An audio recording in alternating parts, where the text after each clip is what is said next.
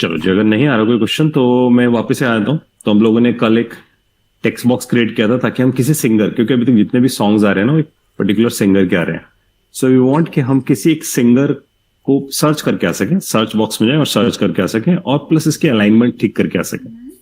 तो हमें app dot JS पे जाना चाहिए सबसे पहले। और ऐप डॉट जेएस पे जाके अगर आप देखोगे तो एक डिव बना रखा है, और इसकी जो अलाइनमेंट है बिल्कुल कॉर्नर से आ रहा है सब कुछ। तो इसके लिए आपके पास एक क्लास होती है, क्लास नेम कंटेनर। ये बूटस्ट्रैप के पास है।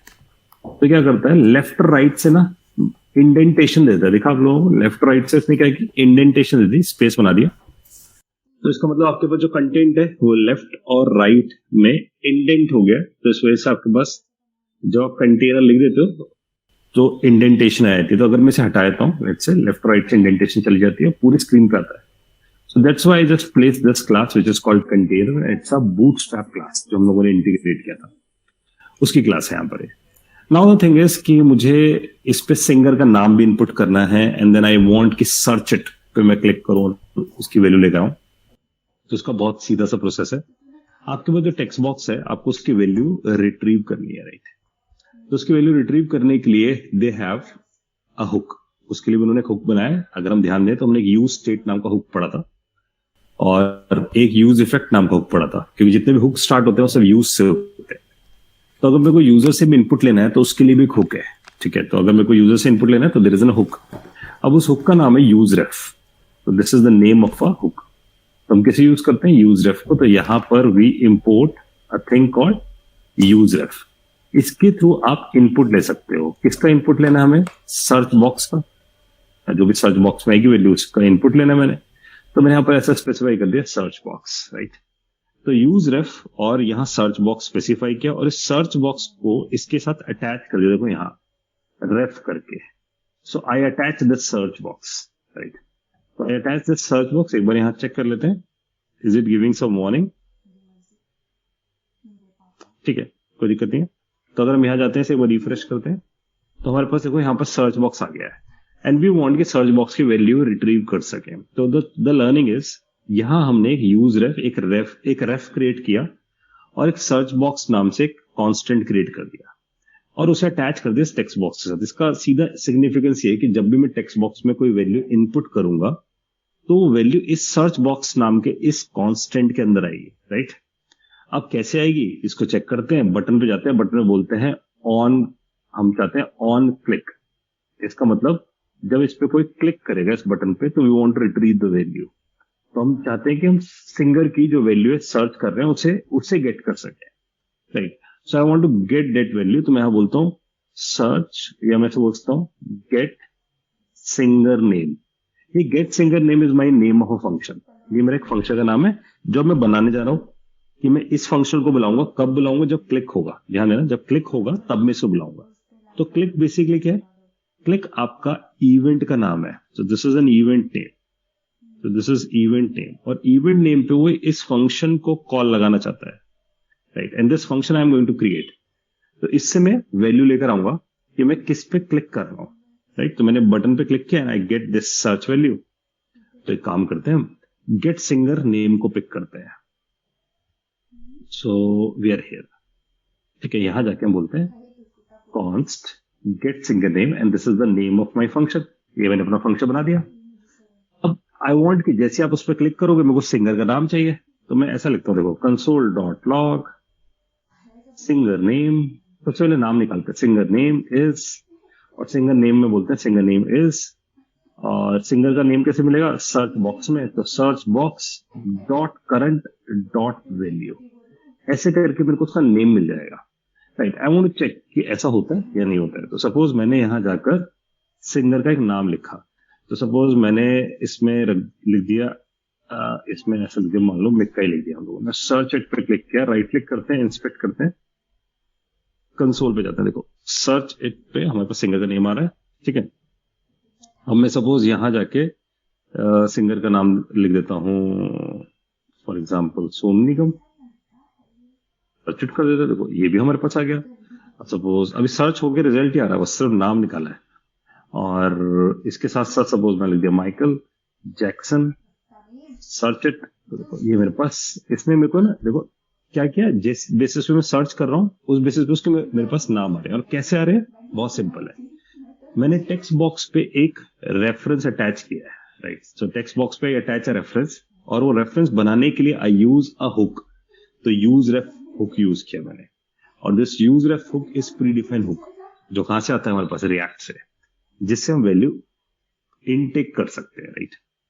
तो when I click on a button, जैसे मैं बटन पे क्लिक करता हूँ, ऑन क्लिक करता हूँ, और ऑन क्लिक पे गेट सिंगर नेम पे पहुंचता हूँ, तो I am where, I am here in this singer name. तो जैसे क्लिक हुआ फंक्शन चला, और जैसे ही फंक्शन चला आई गेट दिस वैल्यू, मेरे पास टेक्स्ट बॉक्स की वैल्यू रिट्रीव होगी। तो search box dot current dot value से I get the text box value. अब बस सिंपल है, मुझे क्या करना है, मुझे जाकर, because I have this text box value, जैसे ही मेरे पास टेक्स्ट बॉक्स की वैल्यू आएगी, आई वॉन्ट कि अब आप जाकर ये वाला जो कॉल है ना, इसे लगा दो दोबारा से। तो मैं इस लाइन को कॉपी करता हूँ, यहाँ पेस्ट करता हूँ। ये कॉल कौन सी थी, talk to the iTunes server, हम किससे बात करेंगे, iTunes के सर्वर से। मैं एक बार इस फंक्शन को खोलता हूँ, आपको दिखाता हूँ कि क्या कर रखा है हम लोगों ने। तो जब हम iTunes सर्वर को कॉल लगाते हैं, इस फंक्शन को कॉल लगाते हैं, तो उसमें हार्ड कोडेड पड़ा है सोनू निगम। तो बाय डिफॉल्ट वो हमेशा किसे लेकर आता है, सोनू निगम को, राइट। आई वॉन्ट कि जो भी आप सिंगर का नाम दोगे उसके गाने लेकर आए। तो बेटर है मैं यहाँ पर है ना सिंगर का नेम पास कर देता हूँ इस फंक्शन के अंदर। तो बोलते हो जो भी सिंगर का नाम है वो आप यहाँ से पास कर दो, और बाय डिफॉल्ट जो सिंगर का नाम है, जो बाय डिफॉल्ट सिंगर का नाम है, उसे रख दो सोनू निगम बाय डिफॉल्ट। अगर आप कुछ नहीं पास करोगे तो क्या लेकर आएगा, सोनू निगम के सॉन्ग्स लेकर आएगा। और मैंने सिंगर नेम को यहाँ से उठाया, ध्यान से देखना आप लोग, सिंगर नेम को मैंने उठाया और इसके साथ अटैच करने का सोचा कि यहां से इसे हटाकर सिंगर नेम को लेकर आ जाए। किस में लेकर आ जाए, इस यूआरएल में लेके आ जाए, right. So this is the URL. तो आई स्पेसिफाइड हियर कॉन्स्ट यूआरएल और इक्वल्स टू, बिकॉज मुझे इस यूआरएल के अंदर डायनेमिक वैल्यू अटैच करनी है। This is a static value, fix value, hard coded है। So I want to attach it. तो यहाँ पर एक सिंटैक्स होता है, बैकटिक लगाते हैं, राइट। तो अगर आप अपने कीबोर्ड में देखोगे तो 1 के लेफ्ट में आपके पास बैकटिक का साइन है, राइट। 1 के लेफ्ट में एक बैकटिक का साइन है, बैकटिक डाला, ये पूरा यूआरएल उठा लिया। देखो the same URL I get it, here it is, ये रहा पूरा यूआरएल। और सोनू निगम की जगह यहाँ जो कि हार्ड कोडेड था, इसको हटाया, इसकी जगह डॉलर करली ब्रैकेट में आई स्पेसिफाई सिंगर नेम। ये सिंटैक्स का पार्ट है। डॉलर करली ब्रैकेट में हमने सिंगर नेम निकाल लिया, राइट। और अब आपके पास जो यूआरएल बन रहा है उसके अंदर कौन सा सिंगर का नेम आ रहा है, जो भी आप पास करोगे। अगर आप पास नहीं करोगे तो क्या जाएगा, सोनू निगम। आप जो पास करोगे सिंगर, वही सिंगर वहां जाएगा। आपके पास सारी वैल्यू किसके अंदर है, यूआरएल के अंदर। नाउ यू आर सेइंग कि ये हार्ड कोडिंग खत्म करो, इसकी जगह यूआरएल लिख दो, इसकी जगह क्या स्पेसिफाई करके आ जाओ, वो यूआरएल, राइट। तो जस्ट सेव करते हैं, सेव वापस आ जाते हैं, है ना। अब देखते हैं कि बाय डिफॉल्ट ये जो हमारे पास लेकर आ रहा है ना, इसको हटा देता हूँ, मैं इसे भी क्लियर करता हूँ, इसे रिफ्रेश करता हूँ, एक बार रीलोड कर दिया मैंने सब कुछ, ये क्लियर करता हूँ। यहाँ ध्यान देना, यहाँ बाय डिफॉल्ट सोनू निगम आ रहा है कि कुछ नहीं पास किया गया। अब अगर मैं यहां से जाकर शान स्पेसिफाई करता हूँ, सर्च इट करता हूँ, तो इसको मतलब अब इसे जो डेटा लेकर आना चाहिए वो किसका लेकर आना चाहिए, शान का। ऑफकोर्स ये गया होगा ऐसा करने। तो सिंगर नेम इज, ध्यान देना, शान आया, लेकिन रिजल्ट नहीं देख पा रहा अभी मुझे, है ना। तो रिजल्ट देखने के लिए पहले मैं सेव कर देता हूँ, है ना। ये सेव किया मैंने इसे। अब जब मैंने इसे सेव किया तो अब ध्यान देना, because I use a word called await, मेरे पास कौन सा वर्ड था, अवेट। तो और अवेट के साथ एक ही रूल है कि क्या लगाना पड़ेगा, ए सिंक। इसलिए आप बॉटम पे एरर देखना, एरर आ रहा है, और ये आ रहा है कि मेरे को सिर्फ अवेट मिल रहा है, ए सिंक नहीं मिल रहा। तो मैंने यहाँ पर ए सिंक लगा दिया। वापस आते हैं इसी जगह पे, इसको जाकर हम रिफ्रेश कर देते हैं। तो मैंने यहाँ पर से जाकर इसे रिफ्रेश कर दिया। रिफ्रेश करके देखो ये डेटा आना शुरू हुआ। अब मैंने फिर से यहाँ पर लिखा शान, ऐसे क्लियर करते हैं और सर्च इट पे क्लिक किया।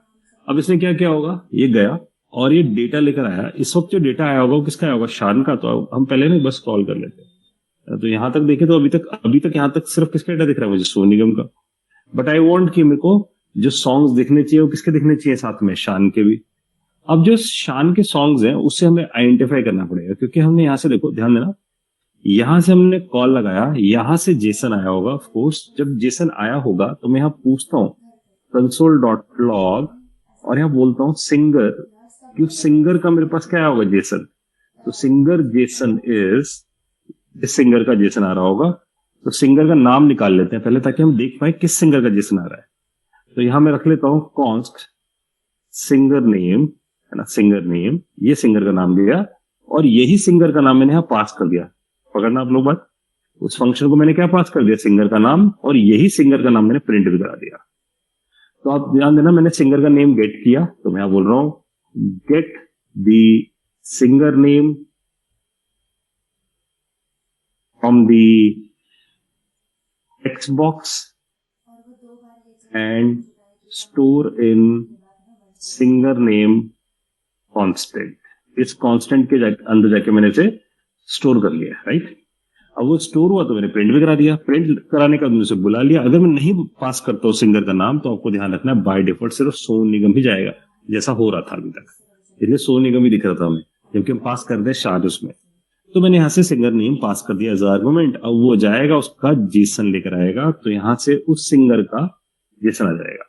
तो सिंगर जेसन, जो भी सिंगर होगा, हमारे पास कौन सा सिंगर है हम यहाँ लिख देते हैं, ये जी सिंगर नेम, उसका जेसन आ रहा है हमारे पास। तो सिंगर का अपने पास जेसन आएगा, जो जेसन आएगा हम उस जेसन को यहाँ पर रिट्रीव करके दिखा देंगे कि this is the JSON we are expecting, कि हमारे पास क्या जेसन आ रहा है। सेमीकोलन लगा देते हैं यहाँ पर, ये मेरे पास आ गया, राइट। और जेसन डॉट रिजल्ट प्रिंट कराई रखा है हम लोगों ने। अब एक काम करते हैं, इसे चेक करते हैं। यहाँ से जाते हैं जी, बिल्कुल ऊपर पहुंच जाते हैं इसके, इस सबको क्लियर करते हैं, है ना। इसको पूरा रीलोड कर देते हैं, सब खाली है, कुछ भी नहीं आया अभी, सिर्फ बाय डिफॉल्ट हमें दिख रहे सोनू निगम के। अब हम यहाँ से डिमांड करते हैं शान के दिखाओ, तो हमने ध्यान दिया चेंज हो गया। अब ये जो डेटा लेकर आ रहा है किसका आ रहा है, ये शान का हमारे पास आ रहा है। अब चेक करें इसे, ठीक है, तो हम समझ आते हैं कि उसके चेंज हो गए, है ना। तो अगर मैं सपोज यहाँ बोल देता हूँ किशोर, पता नहीं, मुझे नहीं पता किसके पास होंगे किशोर कुमार के सॉन्ग्स, यहाँ मैं सर्च कर लेता हूँ। तो देखो सर्च करके वो किशोर कुमार के सॉन्ग्स आने लगे। तो अब मैं यहाँ जाके क्लिक कर देता हूँ, पता नहीं इतने रिमिक्स आ रहे थे, है ना। ये भी कुछ और ही दिखा रहा है मुझे लग रहा है इसमें। तो अगर हम किसी और पे क्लिक करते हैं, लेकिन एक गड़बड़ देखो आप, एक गड़बड़ी हो रही है कि शायद हमारे पास ना जितना भी डेटा है ना वो कैश्ड है ना। डेटा क्या कर रहा है, वो कैश्ड कर रहा है, तो हमें उसे क्लीन करना पड़ेगा। तो आप ध्यान देना, यहाँ से हमारे पास जो सिंगर्स आए, जो सिंगर्स का डेटा आया वो यहाँ दिखना शुरू हुआ, लेकिन इसने ना कहीं जैसे मैंने जब शान लिखा, सर्च किया, तो अब जो शान के मेरे पास सॉन्ग्स आ रहे होंगे यहाँ पर, है ना, या पता नहीं इसने मिक्स कर रखे हैं, है ना, जो बैक एंड से हमारे पास डेटा आ रहा है, जो भी हमारे पास डेटा आ रहा है, हमें ये क्रॉस चेक करना पड़ेगा क्या जो हमारे पास सॉन्ग्स आए हैं, राइट क्लिक इंस्पेक्ट करके ना, यहाँ ऑडियो के अंदर देखो, ऑडियो के अंदर यहाँ कुछ यूआरएल्स आ रहे हैं। वी नीड टू आइडेंटिफाई क्या ये यूआरएल्स चेंज हुए हैं। ऑफ कोर्स हुए होंगे, क्योंकि यहाँ पर देखो आपके पास ये सॉन्ग बदला है यहाँ पर, है ना। जब सॉन्ग बदला है और उसके बाद अगर हम किसी सॉन्ग पे क्लिक करते हैं, है ना, लेकिन आप देख रहे हो पीछे जो सॉन्ग दिख रहा है वो क्या दिख रहा है, वो कुछ और दिख रहा है। तो ये बग है। ये बग किस चीज का है, ये बग है हमारे पास ऑडियो का। तो जो हमारे पास जो ऑडियो प्लेयर है ना, उसने क्या कर लिया, जो सॉन्ग उसका पहली बार लोड हुआ है ना, जो अटैच हुआ है, उसको इसने क्या कर लिया है, कैश कर लिया है। तो हमें क्या करना पड़ेगा, ऑडियो का कैश क्लियर करना सीखना होगा, ठीक है, वो हम देखने वाले हैं। लेकिन हमारा पर्पस सॉर्ट आउट हो गया, क्योंकि आप ध्यान देना इमेज वगैरह सब कुछ बदल गई है, बस जो ये जो ऑडियो प्लेयर है इसके पास चेंज नहीं आया है। तो अगर आप देखो तो सोनू निगम के पास तो परफेक्ट है, क्योंकि सॉन्ग्स काफी हैवी होते हैं, इसलिए कैश कर लेते हैं। तो मेरे पास ये तो बदल गया है। लेकिन अगर मैं जब भी यहां से सिंगर चेंज करता हूँ, जैसे मैं यहां से सिंगर चेंज कर रहा हूं, तो बाकी सब चीजें तो बदल रहा है ना। जैसे मैंने सर्च किया तो माइकल जैक्सन आया, लेकिन ये जो पीछे सॉन्ग लोड हुए ना, आप देख पा रहे हो सॉन्ग जो लोड हो चुके हैं पहले से, कुछ लोड है, वो कैश्ड है, वो कैश्ड है। इस वजह से जब मैं इस पर क्लिक करता हूँ ना, तो आप देख रहे हो, अब जैसे मैं फर्स्ट सॉन्ग पे क्लिक किया है, सेकंड पे क्लिक कर रहा है, ये सॉन्ग पहले लोड हो गया था, इसलिए वो कैश्ड है। आई होप मेरी बात समझ में आ रही है सब लोगों को कि पुराना वाला सॉन्ग कैश था, क्योंकि मैं उसे 2 या 3 बार क्लिक कर चुका था। जिन पे मैंने क्लिक नहीं किया उनके ऊपर वो नया आ गया। तो ब्राउजर ऐसे कैश कर रहा है, हमें ना उस कैश को डिसेबल करना पड़ेगा कि वो कैशिंग ना करे, प्रिजर्व करके ना रखे सब चीजें। यहां तक क्लियर है सबको? देखो कोई डाउट है इसमें तो? हाँ जी सर, हाँ जी बोलिए। कैश का मतलब क्या है, मतलब इसमें हम कैसे समझ सकते हैं? देखो जी, कैशे का मतलब क्या होता है? कैशे का मतलब है, समझते हैं, जैसे हमारे पास जो इस थॉट को लेके चलने की कोशिश करते हैं कि कैशे का मतलब होता है वो ऐसी मेमोरी जो हमारी हिस्ट्री में स्टोर है, हमारी हिस्ट्री में स्टोर हो गई है। इसका मतलब आप इस थॉट का लेके चल सकते हो कि सपोज आपने कोई मूवी वॉच करी, तो वॉच करी हुई मूवी आपको है ना, हिस्ट्री में पड़ी है आपके, हिस्ट्री मतलब माइंड में आपके पास पड़ी है। तो ब्राउजर क्या करता है, ब्राउजर को पता है कि बहुत सारी चीजें ना हैवी होती है सर्वर से लानी, तो ये ब्राउजर का फीचर है बाय डिफॉल्ट। तो जब भी आप किसी ब्राउजर से कुछ भी बैकएंड पे कॉल लगाते हो तो ब्राउजर रिक्वेस्ट भेजता है सर्वर को, उसके बेसिस पे रिस्पॉन्स आता है हमारे पास। अब जब रिस्पॉन्स आता है, ध्यान सुनना आप लोग, जब रिक्वेस्ट आपने की और रिस्पॉन्स आया तो रिस्पॉन्स में क्या क्या आ सकता है, एचटीएमएल आ सकता है ना, सीएसएस आ सकता है, इमेजेस आ सकती हैं, फॉन्ट्स आ सकते हैं, ऐसे बहुत सारी वेराइटी ऑफ डेटा आपके पास आ सकता है। अभी जो वेराइटी ऑफ डेटा आपके पास आ रहा है ना, तो ये गया आपके ब्राउजर के पास। तो ब्राउजर क्या करता है, आपकी चीजों को अपनी हिस्ट्री में स्टोर करके रख लेता है, ताकि अगर उसे दोबारा वही इमेज चाहिए होगी पहले अपनी हिस्ट्री में ढूंढेगा, यानी कि अपनी लोकल मेमोरी में ढूंढेगा। अगर वो मिल गया तो वहीं से निकाल के दिखा देगा। यही हमारे साथ हो रहा है। तो उसने क्या किया, उसने सॉन्ग को जो हमने प्ले कर लिया तो उसे अपने पास रख लिया। जब दूसरा सॉन्ग आता है तो उसे पिक ही नहीं करता, चेंज नहीं कर रहा उसे। तो हमें क्या करना पड़ेगा, हमें इसे बोलना पड़ेगा कि अपनी हिस्ट्री जितना भी इसने रखा है उसको डिलीट करे, उसको डिलीट करे, वैनिश करे, और फिर ये दोबारा से रिक्वेस्ट लेके डेटा लेकर आए। तो ये जो टेम्पररी मेमोरी आपके पास यहाँ बनी जिसमें उसने अपनी हिस्ट्री मेंटेन कर ली, उसे हम क्या बोल रहे हैं, कैशे मेमोरी। तो ब्राउजर इसलिए ऐसा करता है ताकि उसे ना हर चीज इंटरनेट से लाने ना पड़े और वो फास्ट चले। आई होप ये क्लियर आपको। Thank you sir. ठीक है जी। तो ये जर्नल प्रॉब्लम है जो आती है, मतलब ये समझना, जो भी बंदा वेब डेवलपमेंट करता है ना उसको ऐसी प्रॉब्लम्स आती है मोस्ट ऑफ द टाइम, कि कुछ चीजें हमारी क्लाइंट साइड पे स्टोर होकर रह जाती है, फिर हम जब सर्वर से भी लाते हैं तो सर्वर से वो चेंजेस रिफ्लेक्ट नहीं हो पाते कभी भी। तब हमें बताया था कि हम इन कैशे मेमोरीज को वैनिश करेंगे। तो हमें अपडेटेड कंटेंट चाहिए। हाँ जी बोलिए सर। सॉन्ग्स तो सिर्फ 30 सेकेंड्स के आ रहे हैं। हाँ जी बिल्कुल सही है। क्यों आ रहे हैं, क्योंकि आयुष आप सोचो कि अगर सॉन्ग्स पूरे आने लग जाए तो आयुष या मैं मिलके वेबसाइट बना लेंगे अपनी, और हम भी स्पॉटिफाई बना देंगे अपना, समझ रहे हो। तो सॉन्ग्स पेड चीज है यार। तो iTunes स्मार्ट है बहुत। iTunes कहता है देखो भाई, मेरे सर्वर से आप कॉल लगा रहे हो, वो फ्री की चीज यूज कर रहे हो, फ्री में गाने चला रहे हो, तो आपको फ्री में सिर्फ 30 सेकंड के सॉन्ग दूंगा चलाने के लिए, इससे बियॉन्ड नहीं दूंगा। आप समझ पा रहे हो मेरी बात। तो iTunes, अगर आप सोचो iTunes की नजर से देखो जरा एक बार, iTunes वालों ने अपना एक बहुत बड़ा इंफ्रास्ट्रक्चर बनाया होगा ना, इंफ्रास्ट्रक्चर समझ रहे हो, बहुत अच्छा हार्डवेयर लगाया होगा इतने सारे सॉन्ग्स को मैनेज करने के लिए। तो इसका मतलब उनकी कॉस्ट जा रही होगी इसके ऊपर। तो उन्होंने फ्री ऑफ कॉस्ट सर्विस आपको दी और उसमें बोल दिया कि मैं आपको बाय डिफॉल्ट जो सॉन्ग प्रोवाइड करूंगा, कितनी देर का प्रोवाइड करूंगा, 30 सेकंड का। अगर आप चाहते हो नहीं मुझे 30 सेकंड में पूरा सॉन्ग चाहिए, तो आप क्या कर सकते हो, आप ये वाला सर्वर खुद बना सकते हो। यही तो आज हम करने वाले हैं कि अपना खुद का सर्वर बना देंगे, किसके अंदर, Node.js के अंदर, जहां पर हम पूरा सॉन्ग रख सकते हैं। क्लैरिटी है। तो आपको ये बात हमेशा याद रखनी होगी कि जब भी आप किसी का एपीआई यूज करोगे ना, ध्यान देना, किसी का भी एपीआई यूज करोगे, most of the time API paid होंगे, और वो हर एपीआई पेड होगा जिससे आप लोग पैसे कमा सकते हो। ठीक है, जैसे मैं आपको कुछ हिंट दिखाता हूं, देखो जरा। जैसे मान लो आयुष ने सब चीज सीखी, उसमें सोचा ये सब चीज सीखने के बाद क्यों ना मैं इस जो म्यूजिक वाली ऐप है इसको मैं कन्वर्ट कर देता हूं न्यूज की ऐप में। जैसे म्यूजिक दिखा सकते हैं ऐसे करंट न्यूज दिखाएंगे, और न्यूज दिखाएंगे तो लोग न्यूज पढ़ने के लिए आएंगे, न्यूज पढ़ने के लिए आएंगे तो मैं उसमें एडवर्टाइजमेंट चलाऊंगा, एडवर्टाइजमेंट चलाऊंगा तो एडवर्टाइजर्स मुझे पे करेंगे, है ना, और मेरी वेबसाइट पॉपुलर हो जाएगी। तो आयुष ने सोचा मैं न्यूज एपीआई से कनेक्ट कर दूंगा, जैसे iTunes के एपीआई से कनेक्ट किया था ऐसे न्यूज के एपीआई से कनेक्ट कर दूंगा। अब जैसे आयुष न्यूज की एपीआई की वेबसाइट पे जाएगा तो उसे एक ऑप्शन दिखेगा, देखो प्राइसिंग। अब वो कहेगा आयुष डेवलपर है तो उसके लिए 0, कोई पैसा नहीं, तो देखो टोटली फ्री, बहुत बढ़िया। लेकिन आप नीचे जाके जब पढ़ोगे तो आपको दिखेगा 1 घंटे पुरानी न्यूज मिलेगी आपको फ्री में, है ना, अपडेटेड नहीं मिलेगी। और देखना जो भी प्लान पेड है उस पर देखना, पढ़ना कौन सी न्यूज मिल रही है, रियल टाइम।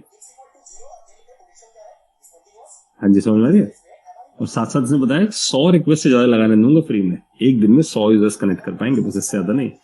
और जबकि यहाँ देखो, है ना, जितने पैसे बढ़ते जा रहे हैं रिक्वेस्ट बढ़ती जा रही है। तो इस तरीके से चल रहा है सब कुछ ना। तो जितने भी फ्रंट एंड पे आप जब एपीआई को कॉल लगाते हो, और जिन भी एपीआई से आपको लगेगा कि आप मनी जनरेट कर पाओगे उनसे अपनी वेबसाइट बना के, वो सब पेड हो जाएगी। ठीक है आयुष, आई होप समझ में आ गया आपको बात, क्यों iTunes ऐसा क्यों कर रहा है। Yes sir. तो अब आपके पास ऑप्शन ये होता है कि आप अपना खुद का सर्वर लिख लो ताकि आप वहां अपना कंटेंट डालो और उस कंटेंट को डिलीवर कर सकते हो। लेकिन आप कहीं ना कहीं आप सब लोग समझना, जो म्यूजिक होता है ना वो कॉपीराइटेड होता है ना। जैसे कोई लेटेस्ट कोई भी मूवी है, इसके जो सॉन्ग्स आएंगे वो कॉपीराइटेड ही होंगे। तो iTunes का ना टाई अप है बड़ी बड़ी कंपनीज के साथ, आप समझ सकते हो। अगर म्यूजिक कंपनी वीनस हो गया है ना, मेरे को ज्यादा याद नहीं है, टी सीरीज हो गया, ऐसे कुछ कंपनीज हो जाए तो आप सोच सकते हो इन कंपनीज का कोई टाई अप है iTunes के साथ। iTunes उन्हें पे करता है पर सॉन्ग, क्लियर है। अगर कोई भी सॉन्ग हम वहां से बाय करता है iTunes पे सुनने के लिए, क्योंकि iTunes पे ना पर सॉन्ग बिकते हैं, मतलब कुछ ऐसा बिकता है कि कुछ सेंट्स में सॉन्ग्स मिल जाता है, या $1 से नीचे के सेंट्स में आपको सॉन्ग आप बाय कर लेते हो। तो कुछ परसेंटेज टी सीरीज के पास जाता होगा, कुछ परसेंटेज वीनस के पास जाता होगा, जिससे भी उसने खरीदा है, ठीक है। इसलिए अगर हम लोग कहीं से है ना hungama.com पता नहीं कोई ऐसे वेबसाइट होती है ना, वहां जाकर हम गाने डाउनलोड कर लें MP3 और अपना सर्वर बना लें तो ठीक है, यहाँ तक तो बढ़िया है। लेकिन अगर हम उसे लाइव कर दें तो हमारे अगेंस्ट एक्शन लिया सकता है, क्योंकि आप उनका कंटेंट पायरेट कर रहे हो, पायरेसी फैला रहे हो, क्योंकि आपको उन्हें कुछ पे करना पड़ेगा, जैसे iTunes पे कर रहा है। आई होप ये रिलेवेंट आप लोगों को समझ में आया हो कि अगर आप कोडर बन के सर्वर बना भी लोगे तो आपको बहुत सारी लीगल चीजों पे होना पड़ेगा, कि आप उनका कंटेंट भेज रहे हो। तो एज अ सॉफ्टवेयर तो आप ठीक है जो आप बना रहे हो, लेकिन किसी का कंटेंट आप इंटरनेट पे डाल सकते हैं, उस पर कॉपीराइट की इश्यूज रहते हैं, ठीक है। तो आपको परमिशन या रॉयल्टी के बेसिस पे काम करना पड़ता है। आई होप गाइस यहाँ तक क्लियर हो गया हम लोगों को, है ना। हमें ये दिख गया, बस हम कैशिंग की प्रॉब्लम सॉर्ट आउट करेंगे। लेकिन हम इससे पहले क्या करते हैं, हम पहले अपने बैक एंड की तरफ चले जाते हैं। इसका मतलब हमें ये तो दिख गया कि हमारे जो सॉन्ग्स है ना, यहाँ पर से जो लोड होते जा रहे हैं, इन सॉन्ग्स पे अगर हम किसी भी सॉन्ग पे क्लिक कर रहे हैं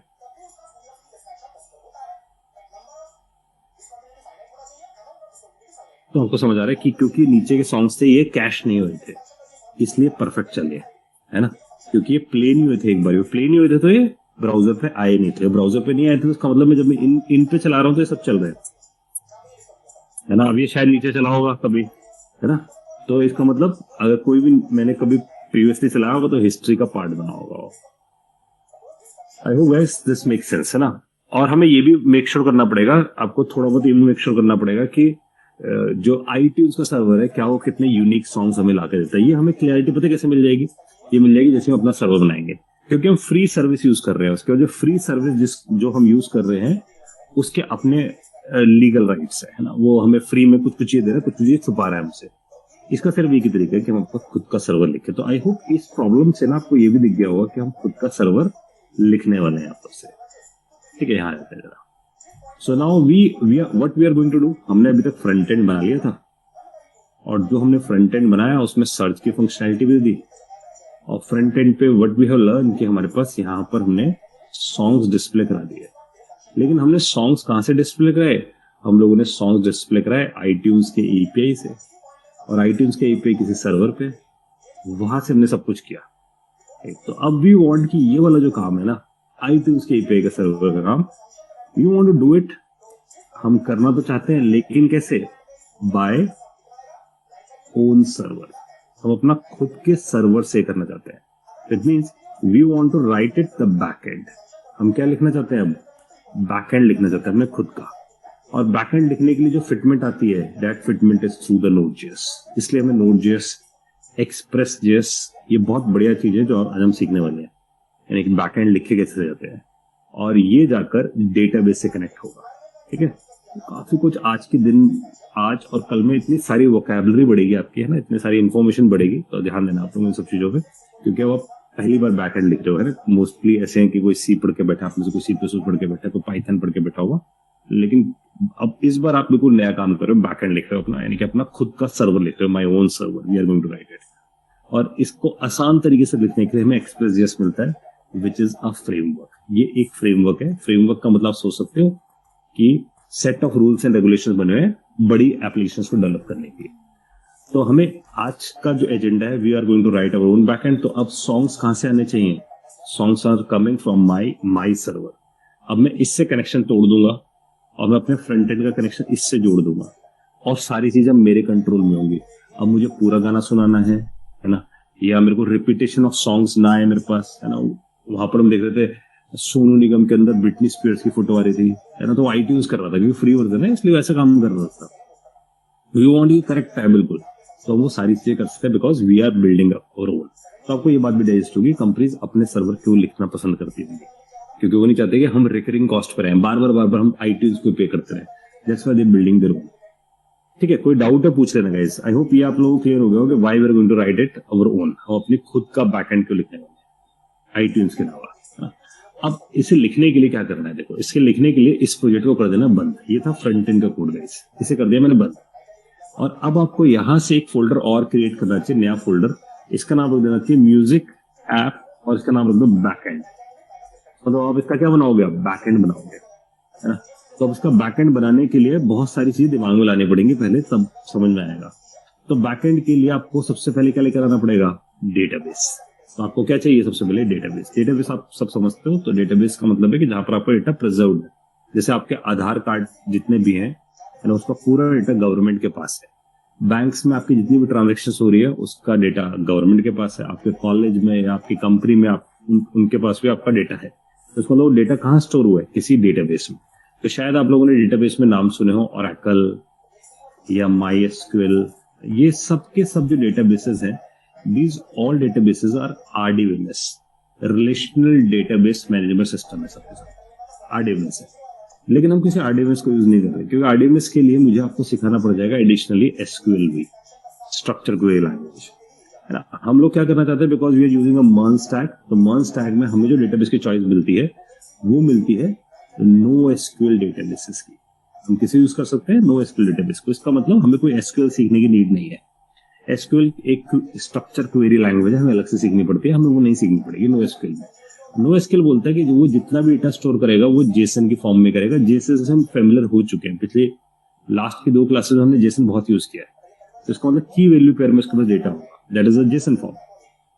तो हम डेटा अपने पास की एंड वैल्यू फॉर्म में स्टोर करने वाले हैं, like which we call it as a JSON, के वहां पर जेसन की फॉर्म में डेटा जाएगा। और इसे रिट्रीव करने के लिए, डेटा पे काम करने के लिए हमें जावास्क्रिप्ट मिलेगी। तो हम जावास्क्रिप्ट के थ्रू ही सब कुछ काम करेंगे, कुछ नया सीखने की जरूरत नहीं पड़ती।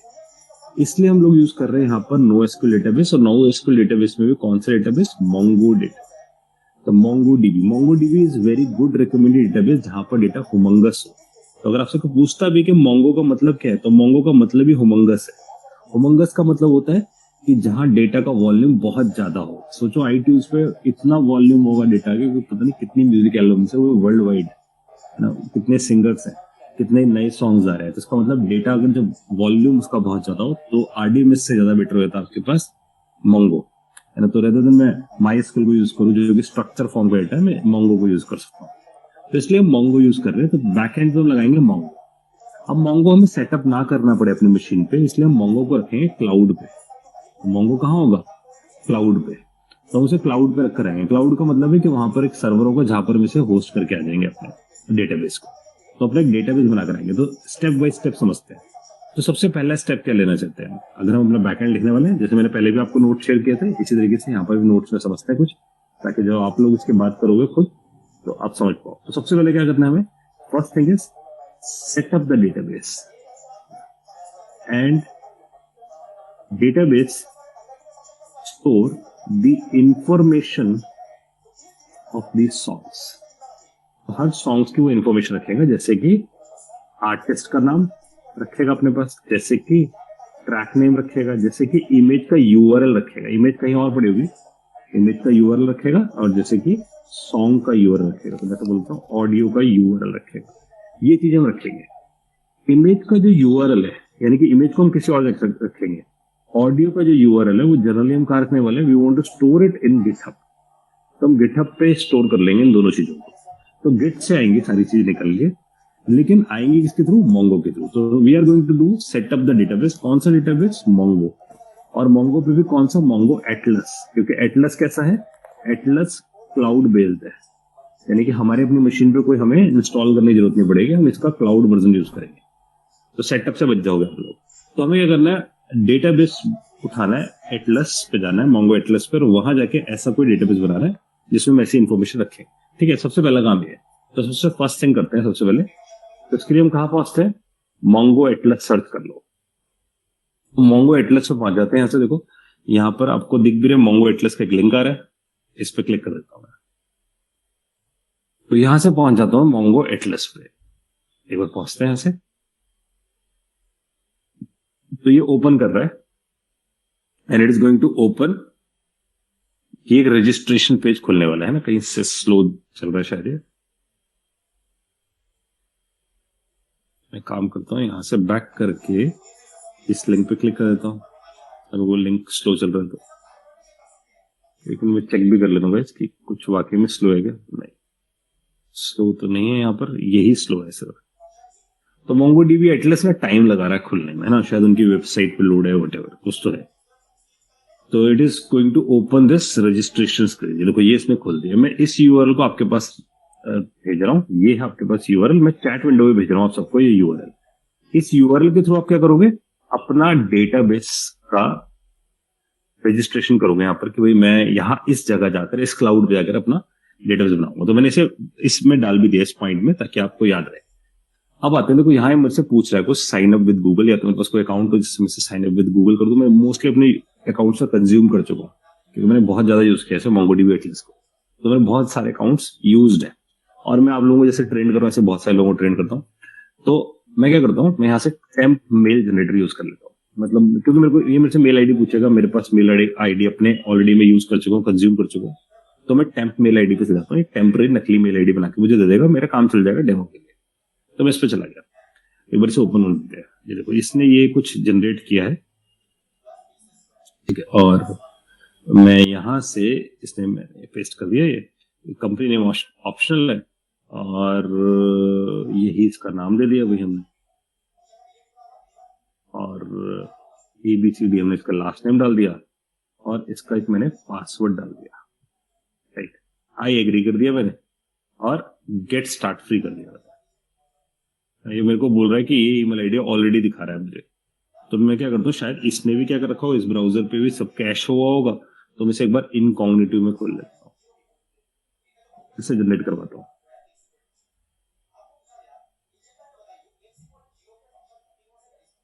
ठीक है, देखो इसने नया जनरेट कर दिया। तो जब से नया जनरेट किया ना, तो मैं एक बार यहां से गाइस पहुंच जाता हूं अपने इस जगह। ये तो था ये वाला, इससे पहुंच जाता हूं, और एटलस से वापस पहुंच गया हूं। एटलस से पहुंच के इसको पेस्ट कर देता हूं, और यही नाम देता हूं। ये समझ रहे हो, ये मेरे को करना इससे पड़ रहा है कि मेरे पास ऑलरेडी अकाउंट में एग्जॉस्ट कर चुका हूं यहाँ पर। तो मैं फिर से करता हूं। तो अब ये मेरे पास एक बार लॉगिन हो जाना चाहिए। देखो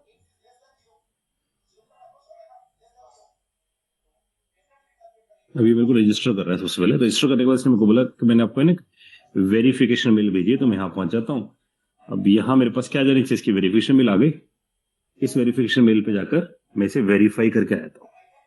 तो टेलिंग में वेरीफाई ईमेल, मैंने वेरीफाई कर दिया ईमेल को। ठीक है, मेरा काम चल गया बस इससे, आप समझना। तो ये ऑप्शनल है, आप अपने मेल आईडी से कर सकते हो, फर्स्ट टाइम कर रहे हो तो। ये हो गया, मैं कंटिन्यू कर देता हूं। उसके बाद ये मैं हो गया इस पे लॉग इन। अब मुझे सिर्फ क्या करना है कि बिकॉज आई गेट वेरीफाइड, मैं वेरीफाइड हो चुका हूं, तो मैं लॉग इन करके आ सकता हूं। तो इसको मैं यहां से ओपन कर सकता हूं मैं, बिकॉज आई गेट वेरीफाइड। ये वेरीफाई हो चुका हूं, तो मैं एक बार इसे यहां से पहुंच जाता हूं इस जगह।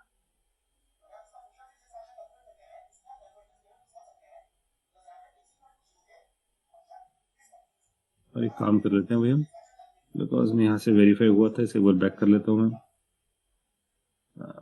इसे एक बार बैक कर लेता हूं। और मैं सिर्फ अपना मेल आईडी निकालने की कोशिश कर रहा हूँ कि जो मेरा मेल आईडी है वही दिख जाए मुझे। ये था वो मेल आईडी, मैंने इसे कॉपी कर लिया। और यहां से जो मेरा मेल आईडी था, एक बार मैं पहुंच जाता हूँ इस जगह वापस अपनी उसी वेबसाइट पे। और यहां से इसने मेरे से मेल आईडी मांगा था, मैंने इसे मेल आईडी डाला, नेक्स्ट कर देते हैं। इसने मेरे से पासवर्ड मांगा जो मैंने यहाँ पर सेट किया था रजिस्ट्रेशन के टाइम पे, और लॉग इन कर दिया था। तो यहां से मैं लॉग इन हो गया, बस इतने से काम। तो this is just a registration process guys. तो आप रजिस्टर्ड हो जाओ इस पर। रजिस्टर्ड हो जाने के बाद देखो ना कुछ स्टेप्स पूछेगा, मैं इसे सेव करके रख लेता हूँ इसको। सब यूजर आईडी पासवर्ड को इसे हाइड कर लेते हैं। अब देखो ये अपने आप रीडायरेक्ट कर जाएगा अपनी मेन वेबसाइट पे लॉगिन हो जाने के बाद। I hope this make sense guys. अब मेरे से कुछ सवाल पूछ रहे हैं, तो ये मेरे से पूछ रहा है आप मोंगो क्यों यूज करना चाहते हो मेरा। तो मैंने बोल दिया मैं एक नई एप्लीकेशन बनाना चाहता हूँ इसलिए यूज करना चाहता हूँ। इसमें से पूछो what type of application you are building.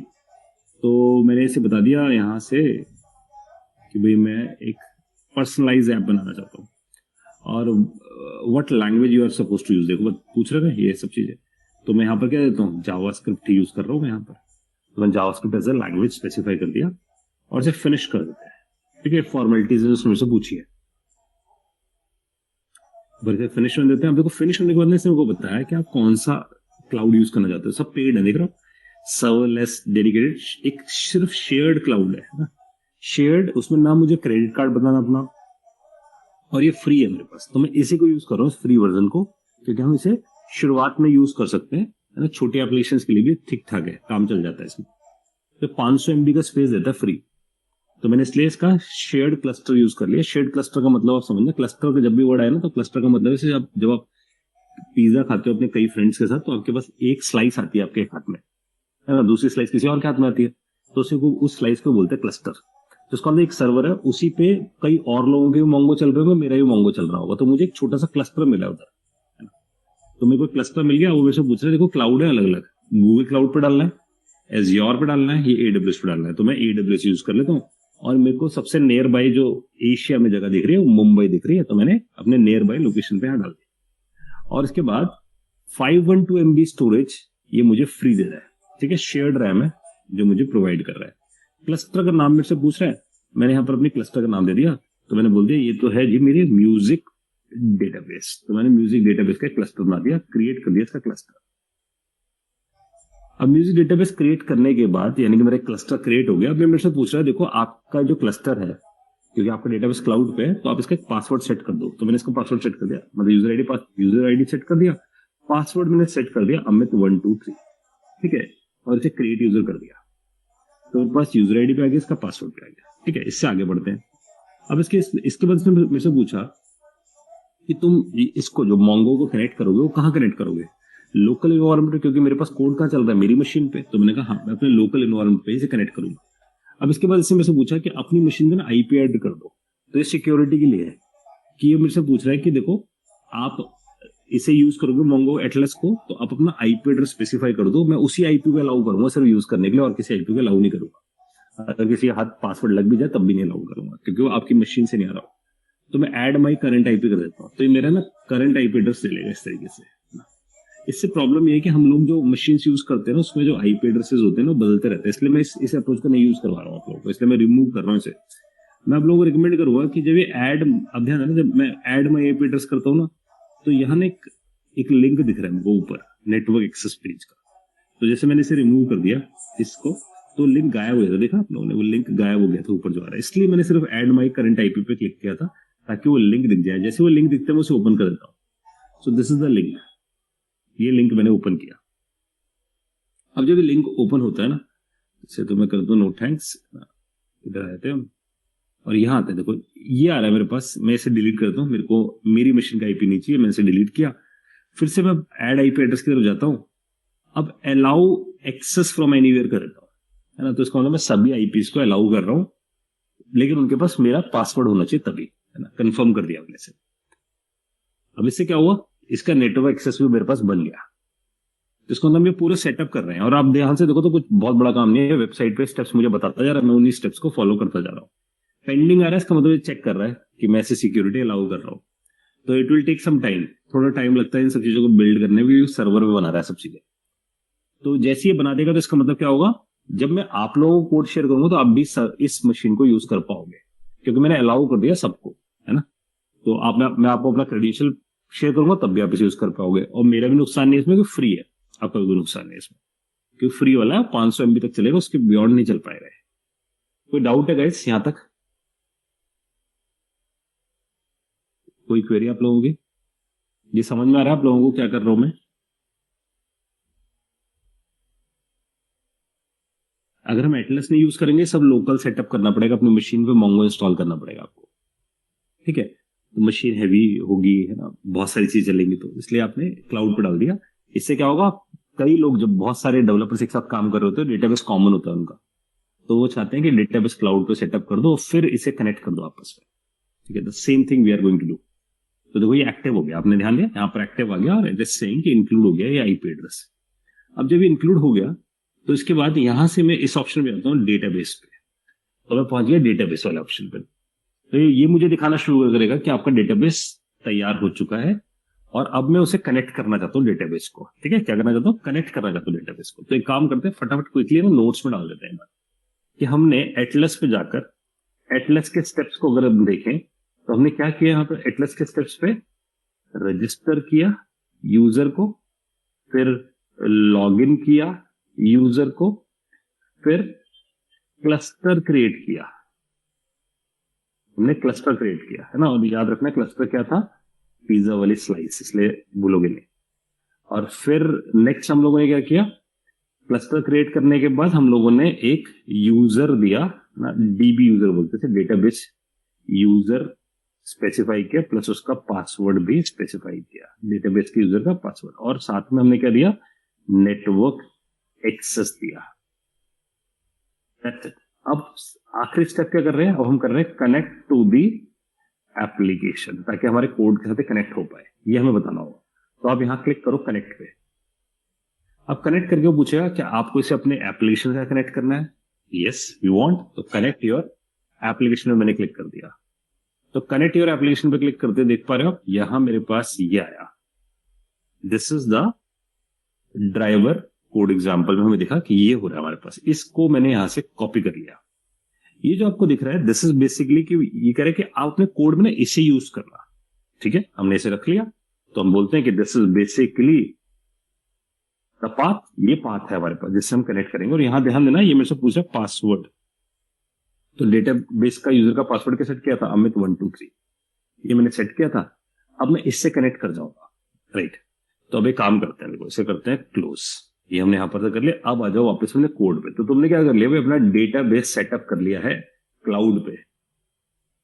तो डाउट है गाइस इसमें आप लोगों का कि क्लाउड पे डेटाबेस कैसे सेटअप करते हैं? सर ये नेटवर्क एक्सेस में आईपी कैसे सेट करनी है सर? नेटवर्क एक्सेस पे और आईपी ऐसे सेट करने, देखो फिर से जाते हैं हम, ये देखो यहाँ पर नेटवर्क एक्सेस पे गया मैं। ठीक है, यहाँ पर ऐड आईपी एड्रेस का बटन आ रहा है ग्रीन कलर का, आप इस पर क्लिक करोगे। और मैंने क्या किया, ध्यान देना, मैं इसको एक बार डिलीट मार देता हूँ जो पहले से था, तो क्लियर होगा। मैं ऐड आईपी एड्रेस पे क्लिक करता हूँ, इसने मेरे से पूछा आईपी एड्रेस डालो, मैंने ना इस पे क्लिक किया, देखो सेकंड बटन पे, अलाउ एक्सेस फ्रॉम एनीवेयर। ठीक है, क्योंकि आप सबको पता होगा ना आईपी बदलते रहते हैं हमारे, क्योंकि हम लोगों के पास जो आईपी होते हैं ना वो स्टैटिक आईपी नहीं होते, डायनेमिक आईपी होते हैं। जो गूगल है, फेसबुक है, इन सबके स्टैटिक आईपी जो बदले जाते हैं, जो सेम रहते हैं। तो जनरली आप अपने जो आपके घर के पास जो भी इंटरनेट सर्विस प्रोवाइडर, आप उससे बात कर सकते हो कि मेरे को एक स्टैटिक आईपी दे दो, तब आप उस आईपी को फिक्स यहाँ डाल सकते हो ना, उसके कुछ नॉमिनल चार्जेस देता हो।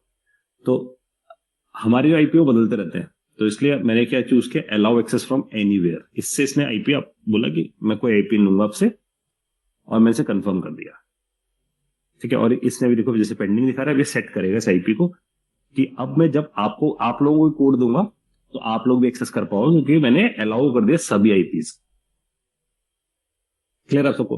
तो जब आप कोड बनाते हो तब के लिए बिल्कुल परफेक्ट चीज है, आपने अपना आईपी अलाउ कर दिया सब कुछ। जब आप कस्टमर पे जाकर इस कोड को प्रोवाइड करते हो, कस्टमर को हैंड ओवर करते हो या क्लाउड पे डिप्लॉय करते हो फाइनली, तब आप फिक्स कर देते हो अपने आईपी की इसी मशीन से आएगा। जैसे आप सोचने की कोशिश करना कि अगर आप लोग GoDaddy पे अकाउंट खरीदते हो, आपने सबने सुना हो GoDaddy का नाम, तो GoDaddy पे जाकर सपोज आप बोलते हो मेरे को डोमेन नेम खरीदना है। तो अगर आप कोई डोमेन नेम खरीदते हो, जैसे कि अगर मैं अपनी वेबसाइट पे जाऊं तो मेरे पास वेबसाइट है ब्रेन मेंटर्स, तो अगर मैं इस वेबसाइट पे जाता हूँ अपनी ब्रेन मेंटर्स की वेबसाइट पे, तो जैसे मैं अपनी वेबसाइट पे गया यहाँ से, तो brainmentors.com जो मैंने लिखा है, ध्यान देना, जो मैंने लिखा है brainmentors.com, और अगर मैं टर्मिनल पे जाता हूँ इसके, तो मैं यहां से लिख सकता हूँ पिंग, और ये लिखता हूं, है ना। तो सपोज मैं ऐसे लिख दिया, ऐसे कहते हैं, नहीं है मेरे पास इसकी कमांड, तो मैं ऐसा कर देता हूं, पिंग तो दिख नहीं रही ना मेरे को कमांड इसके अंदर, वरना पिंग यूज कर लेता इसके अंदर। एक मिनट, तो काम करते हैं, मैक पे चेक कर लेते हैं जी। तो दे रहा हूँ ऐसे। एक मिनट, मैं आपको सिर्फ आईपी दिखाने की कोशिश कर रहा था। पिंग देखूं तो पिंग तो है, और इसका सिंटैक्स शायद मैं गलत लिख रहा हूँ, हो सकता है।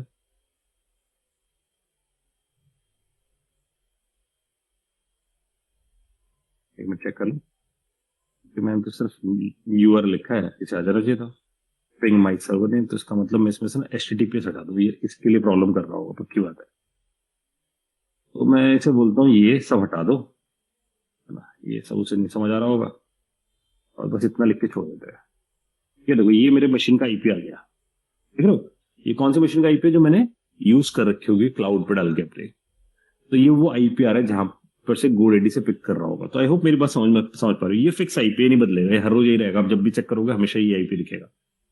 हमारे आईपी बदल सकते थे, इसलिए मैंने क्या किया, मैंने यहां जाकर इसे कर देते हैं बंद इन वेबसाइट को। वो HTTPS नहीं रहता इसलिए एरर दे रहा था उस कमांड के अंदर, तो इसलिए मैंने कर दिया अलाउ। तो जिस दिन मैं इसे लाइव करूंगा तो मैं क्या करूंगा, इसे एडिट करके कौन सा आईपी डाल दूंगा, जो सर्वर में आईपी, जिस सर्वर में मैंने अपने एप्लीकेशन डिप्लॉय किया होगा वो फिक्स आईपी होंगे, स्टैटिक आईपी होंगे। आई होप ये क्लियर आप सबको, ठीक है? तो ये हम लोगों ने स्टेप्स फॉलो कर लिए भाई, रजिस्ट्रेशन कर दिया अपने डेटाबेस की क्लाउड पे। Now we are moving to the next step. तो स्टेप 1 वी हैव डन। अब पहुंचते हैं अपने स्टेप 2 पे।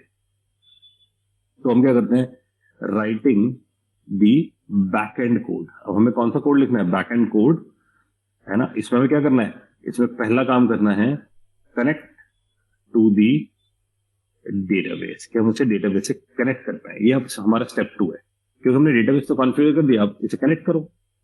अब कनेक्ट करने के लिए क्या करोगे, देखो जरा, हम पहुंचते हैं, ध्यान देना इस बात पर, म्यूजिक ऐप बैकएंड की तरफ पहुंचते हैं। तो सबसे पहले ना आप सबको इस टर्मिनल पे जाना जरूरी है। इस टर्मिनल पे के यहां देखोगे तो ये जो कोड चल रहा है फ्रंट एंड का चल रहा है। तो आप क्या करो, आप प्लस करके एक और टर्मिनल खोल लो। ये तीसरा टर्मिनल खुल गया मेरे पास, है ना। तो पहला वाला किसी और चीज के लिए एंगेज होगा, लेकिन दूसरा वाला पे हमारा ध्यान देना, दूसरे पे नोड चल रहा है। नोड चलने का मतलब ये जो हमारा रिएक्ट चल रहा है। तीसरे पे जाकर मैं अपना बैकएंड का कोड लिखूंगा। आप यहां से पता लगा सकते हो, दूसरे पे जाओगे ना, यहाँ लिखा आएगा कि जो आप कोड चला रहे हो यहाँ पर, है ना, ये जो कोड चला रहे हो इसको हम बोल देते हैं कि फ्रंट एंड है। मैं एक बार कंट्रोल सी करके बंद करता हूँ, आप देख पाओगे ये फ्रंट एंड का कोड है। ध्यान दिया आप लोगों ने, ये फ्रंट एंड का कोड है सेकंड वाला, और जो थर्ड वाला है उसको हम क्या बोलेंगे, ये बैक एंड का कोड है। तो अब यहां से जाकर ना ये जो हमारे पास आ रहे हैं इन सबको रीनेम भी कर सकते हो, कि भाई मेरे को इसका नाम बदलना है तो आप इसे चेंज करके आ सकते हो इसके नाम को, कि ये ZSH लिखा रहा है, मैं इसके कुछ और स्पेसिफाई कर दूं। तो मैं यहाँ पर म्यूजिक ऐप पे जाता हूँ और CD म्यूजिक ऐप बैकएंड की तरफ चला जाता हूँ। तो मैं यहाँ पर, अब ध्यान देना, मैं बैकएंड की तरफ जा रहा हूँ, उसके फ्रंट एंड हम बना चुके हैं। अब बैकएंड पे जाके सबसे पहला स्टेप है, सबसे पहले मेरे को करना पड़ता है npm init -y। जब मैं ये लिखता हूँ npm init -y, तो क्या करता है, ये बैकएंड के अंदर जाकर ना एक फाइल क्रिएट करके आता है जिसे बोलते हैं package.json। ठीक है, तो हमने सबसे पहला स्टेप यहाँ पर क्या किया, बैकएंड के लिए हमने सबसे पहला काम किया npm init -y। इसने क्या किया हमारे लिए, इसने एक फाइल बनाई पैकेज डॉट, इसके अंदर है Meta information of a project.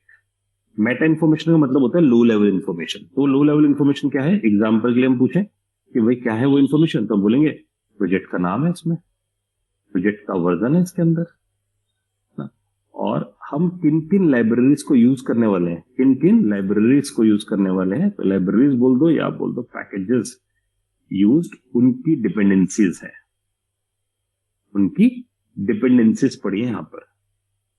ठीक है, I hope guys this make sense कि packet.json फाइल क्या होती है। तो देखो आप यहां ओपन करके देखोगे बहुत क्लियर होगा। packet.json खोला, देखो क्या पड़ा है उसके अंदर, उसका नाम, उसका वर्जन, डिस्क्रिप्शन, कौन सी फाइल पहली वो चाहता है, अगर कोई स्क्रिप्ट है तो स्क्रिप्ट बता दो, किसने बनाया, मान लीजिए मैंने बता दिया कि ऑथर का नाम लिख दो, मैं लिख दिया ऑथर का नाम। ठीक है, लाइसेंस होते हैं अलग अलग, कि मैं इसे ओपन सोर्स रखना चाहता हूँ या पेड रखूंगा तो अपना लाइसेंस डाल दूंगा। ये लाइसेंस जनरली लॉयर से बात करके डाले जाते हैं, है ना। तो इस तरीके से ना इसके अंदर packet.json के अंदर क्या पड़ा है, मेटा इन्फॉर्मेशन प्रोजेक्ट की। परफेक्ट है। अब बात आती है इसके अंदर कोड लिखने की, कि भाई हम इसके अंदर अपना बैकएंड का कोड लिखें। बैकएंड का कोड लिखने के लिए गाइस हमें ध्यान देना इस बात पे, हमें यूज करना है एक्सप्रेस को। तो हमें यूज करना है एक्सप्रेस को। एक्सप्रेस कहां से मिलेगा, npm से। तो मैं यहां जाता हूं npmjs.com। npm क्या है, नोड पैकेज मैनेजर है। इसका मतलब 18 लाख पैकेज यहाँ पड़े हुए हैं पहले से बने बनाए अलग अलग पर्पस के लिए, जिसमें से हम किसे यूज करना चाहते हैं, एक्सप्रेस को। देखो दिख भी रहा है, बहुत पॉपुलर है, लिखा रहा है ना popular libraries, express is one of them. तो हम यहां से या तो एक्सप्रेस पे क्लिक कर लो या यहाँ पर एक्सप्रेस टाइप कर लो। मैंने एक्सप्रेस टाइप किया, ये देखो जी पहुंच गया मैं एक्सप्रेस पे। अब इसने बोला अगर आप इस एक्सप्रेस को यूज करना चाहते हो, किसके लिए यूज करना चाहते हो, वेब के लिए, बैकएंड के लिए, तो इसे इंस्टॉल करो। इसकी कमांड है npm install express। पकड़ना इस कमांड को, npm i मतलब इंस्टॉल एंड एक्सप्रेस। तो अब हमें अगला स्टेप क्या चलाना चाहिए इसके अंदर, तो हमने यहां जाकर बोला कि हम कनेक्ट टू द डेटाबेस कर रहे हैं। उस कनेक्ट टू द डेटाबेस में 1.1 स्टेप हम लोगों ने चलाया। फिर 1.2 स्टेप में हम क्या चाहते हैं, हम लिखना चाहते हैं npm install express कि हम एक्सप्रेस को इंस्टॉल कर ले। तो मैं यहां जाता हूं तो npm install express, that's it. ये एक्सप्रेस को इंस्टॉल कर देगा मेरे लिए। एक्सप्रेस ही मेरा सर्वर बनाएगा बैकएंड, ठीक है। अब जैसे एक्सप्रेस इंस्टॉल होगा तो आपके पास एक फोल्डर बनकर आएगा, आप ध्यान देना, नोड मॉड्यूल्स नाम का, दिखा मैं। उसके अंदर एक्सप्रेस गया है, तो हम ई पे जाकर देखें तो उसके अंदर एक्सप्रेस गया। एक्सप्रेस फर्दर किसी और चीजों पर डिपेंडेंट होगा, वो भी आ जाती है। तो नोड मॉड्यूल्स में एक्सप्रेस आ गया, और पैकेट और जेसन में अगर आप जाकर देखोगे तो आपको देखेगा डिपेंडेंसीज में एक्सप्रेस दिखना शुरू हो जाएगा। इसका मतलब एक्सप्रेस आपके पास आ गया है, राइट। देखो इसको डाउट है यहां तक, तो ये बात समझ में आई आप सबको कि बैकएंड के लिए हमने 2 स्टेप्स किए अभी कोडिंग के लिए। पहले तो सिर्फ डेटाबेस को सेटअप किया था, अब हम क्या कर रहे हैं, इसके अंदर डेटाबेस से कनेक्ट करने वाले हैं। कनेक्ट करने के लिए हमने क्या किया, बैकएंड सेटअप करना शुरू किया। जब बैकएंड सेटअप किया तो पहले ये चलाया, फिर npm install express चलाया। देखो भाई कोई डाउट है यहां तक, ये स्टेप समझ में आ रहे हैं आप लोगों को? है? हाँ जी बोलिए। सर एक बार डिपेंडेंसीज वाला और एक बार दिखा दीजिए सर। देखो डिपेंडेंसीज करना, देखो मतलब क्या है, तो हम किसी प्रोजेक्ट को बनाते हैं ना, तो हम डिपेंडेंट होते हैं कुछ चीजों पे। आप इस थॉट को ऐसे लेके चलो कि अगर हम कोई भी काम करते हैं ना, हम डिपेंडेंट ही होते हैं किसी न किसी चीज पे। ऐसा कुछ भी काम नहीं होता जो बिल्कुल स्क्रैच से कर रहे हो। सोचो अगर आपको एक लेटर भी लिखना है किसी को, तो you are dependent on pen and paper, वो आपको चाहिए। तो these are the dependencies for you to writing a letter. अब सोचो सेम थॉट ऐसा हुआ ना कि अगर मैं कोडिंग कर रहा हूं, मैं बोल रहा हूं कि मैं एक बैकएंड सर्वर बनाऊंगा, तो मैं डिपेंडेंट हूं किसके ऊपर, एक्सप्रेस के ऊपर। तो मुझे एक्सप्रेस को पहले इंस्टॉल करना पड़ा, मतलब उसे लेकर आना पड़ा, है ना। जैसे मेरे को पेन पेपर को लेकर आना पड़ता है, ऐसे ही मेरे को लेकर आना पड़ा एक्सप्रेस को। लेकर आने के लिए मैंने कमांड लिखी npm install express। Make sense? अब जैसे हुआ ये, तो ये यहां जाकर इसने डिपेंडेंसीज में इसकी एंट्री कर दी कि ये डिपेंडेंसी मेरे पास आ गई है, ताकि मैं देख सकता हूं कि मेरा प्रोजेक्ट किन किन चीजों को यूज कर रहा है। ठीक है जी, क्लियर हो सबको? ठीक। तो और देखो गाइस, किसका डाउट आता है यहां तक, ये स्टेप्स डाइजेस्ट हो पा रहे हैं आप सब लोगों से, है ना। तो इन स्टेप्स को फॉलो करके ना आप देख पाओगे चीजों को, जब भी आपको कनेक्ट करना होगा ना, यहां से देखना है आप लोगों ने स्टेप्स और फिर फॉलो कर लेने हैं। ठीक है, कोई डाउट है? मैं आगे बढ़ जाऊं वरना?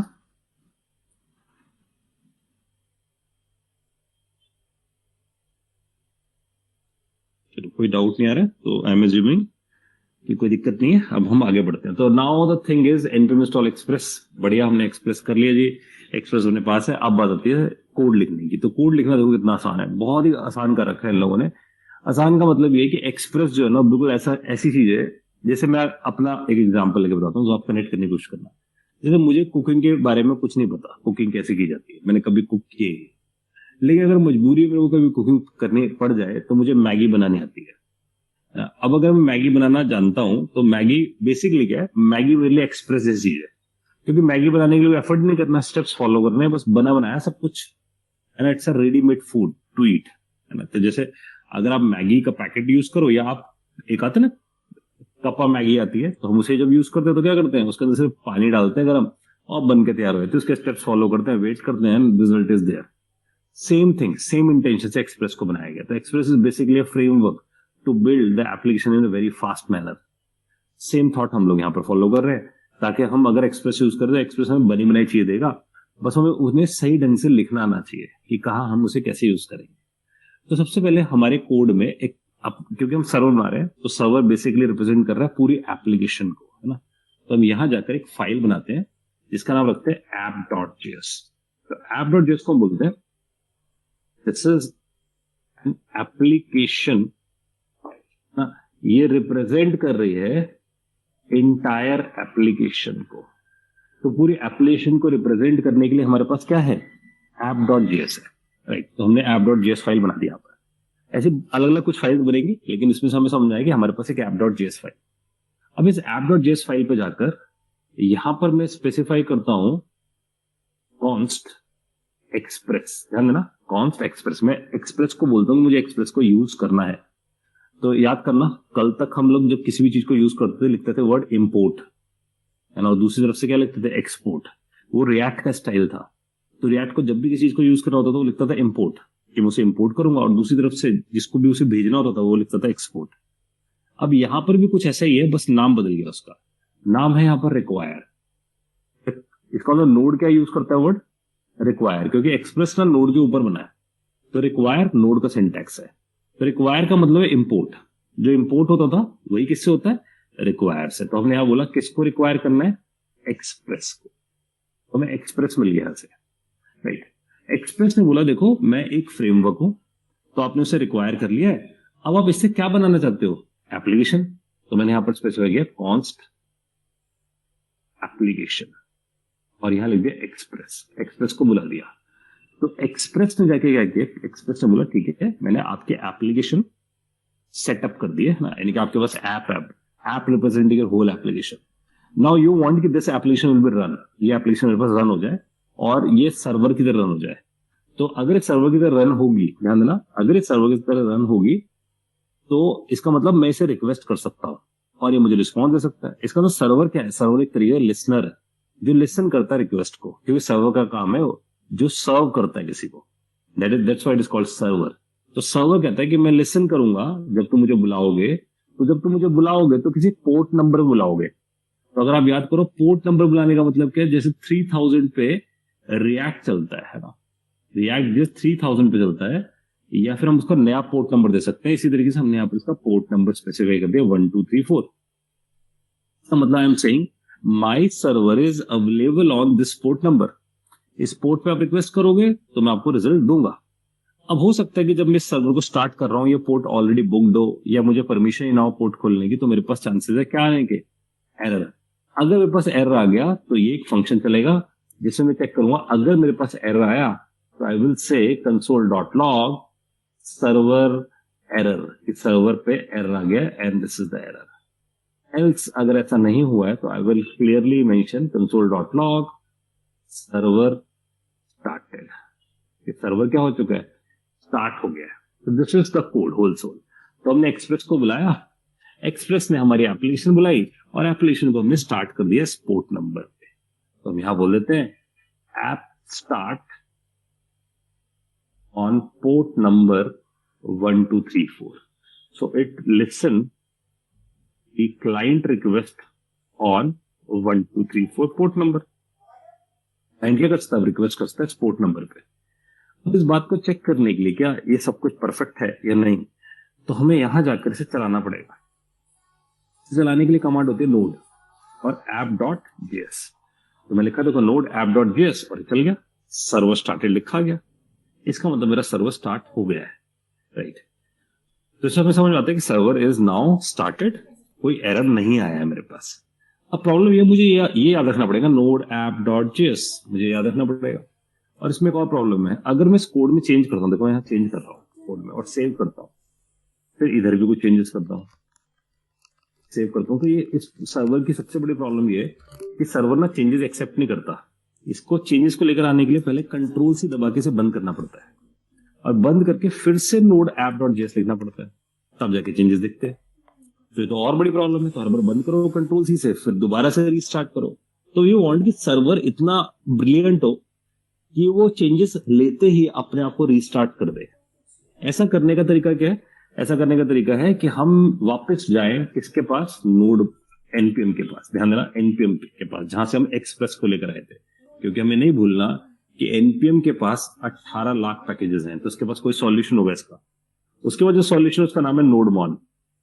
अगर आप नोडमॉन यूज कर लो तो ये क्या करता है, ये आपकी जितनी भी आप कोड लिखते हो यानी कि स्क्रिप्ट्स लिखते हो उससे वो मॉनिटर करता रहता है। और मॉनिटर करके आपके एप्लीकेशन को दोबारा स्टार्ट कर देता है। तो अगर मैं अपनी मशीन पे एक कमांड चला लूं npm install nodemon और -g का मतलब है ग्लोबली इंस्टॉल कर लूं सिर्फ एक बार, ताकि इसके बाद जितने मर्जी प्रोजेक्ट बनाओ ये कमांड मेरे पास हो, यानी कि ये पैकेज मेरे पास हो। तो because I am using Mac, तो मुझे सूडो लिखना पड़ता है इसके साथ। जो लोग विंडो यूज कर रहे हैं उन्हें सूडो नहीं लिखना पड़ेगा, है ना, मेरे को परमिशन लेनी पड़ती है, तभी मैं इसे ऐसे एक्सेस कर सकता हूँ। तो मैंने कहा pseudo npm install nodemon -g, तो अब ये ग्लोबली इंस्टॉल होगा। मेरी मशीन का पासवर्ड पूछेगा, मैंने इसे पासवर्ड दिया, है ना। तो मैंने यहाँ पासवर्ड दिया और इसने इंस्टॉलेशन शुरू कर दी, है ना। पासवर्ड दिखाता नहीं है टाइप करते हुए, ना ही उसके स्टार्स दिखाता है सिक्योरिटी के लिए। और अब इसने जाके इंस्टॉल कर दिया, मेरी मशीन पे नोडमॉन भी आ गया है। अब बिकॉज नोडमॉन आ गया मेरी मशीन पे, तो देखो मैं क्या लिख सकता हूँ, मैं लिख सकता हूँ नोडमॉन, नोड की जगह क्या लिखना शुरू कर दिया, नोडमॉन app.js। अब इसने दिखाया है कि देखो ये वॉच कर रहा है सारी फाइलों को स्टार्ट और स्टार करके, और कहता है मैं सर्वर को स्टार्ट करूंगा। तो अब अगर मैं जाकर यहाँ ऐसे तो हैश हैश हैश सेव करता हूँ, देखो इमीडिएटली चेंजेस एक्सेप्ट करता है। तो this is the benefit of nodemon, node monitoring tool है, ठीक है। तो इसका मतलब हम लोगों ने स्टेप्स में अगर जाएं तो हमने एक स्टेप और डाल दिया। हमने पहले npm install express किया, उसके साथ साथ हम लोगों ने आइडेंटिफाई किया कि हमें किसकी जरूरत है, नोडमॉन की। और नोडमॉन बेसिकली अगर क्या दे रहा है हमें, हम बोलेंगे हॉट रीस्टार्ट, करेक्ट वर्ड ये है, हॉट रीस्टार्ट। हॉट रीस्टार्ट का मतलब जैसे चेंज होगा अपने आप को रीस्टार्ट कर लेगा, उसको हम टेक्निकली बोलते हैं हॉट रीस्टार्ट। और ऐसा करने के लिए हम लोगों ने कमांड चलाई npm install nodemon और क्या लगा दिया उसके आगे, -g मतलब ग्लोबल। तो हम ये लगा कर आगे जिससे ग्लोबली इंस्टॉल हो गया, राइट। और उसके साथ साथ हमने सर्वर कोड कर लिया है, विच वी ऑलरेडी नो कि हमने क्या किया इस कोड के अंदर। आई होप ये समझ में आ गया होगा आप लोगों को। अब एक हेडेक है, हेडेक ये है कि पिछली बार जब रिएक्ट पे थे ना तो npm start लिखते थे, यहाँ लिखते हैं नोडमॉन। तो याद रखना पड़ेगा दोनों चीजें, कि वहां npm start होता था, यहाँ नोडमॉन होता था। तो इसका भी एक बहुत अच्छा मेरे पास तरीका है कि हम दोनों तरफ एक जैसा कर दें। तो packet.json फाइल में अगर हम जाते हैं तो packet.json के अंदर यहाँ पर एक है स्क्रिप्ट्स। तो अगर मैं यहाँ स्क्रिप्ट्स में लिख दूं स्टार्ट, और फिर यहां लिख दूं मैं नोडमॉन, और फिर लिख दूं मैं app.js और कॉमा लगा देता हूं स्क्रिप्ट्स के अंदर, तो इसका मतलब मैंने यहाँ पर एक स्टार्ट कमांड बना दिया है।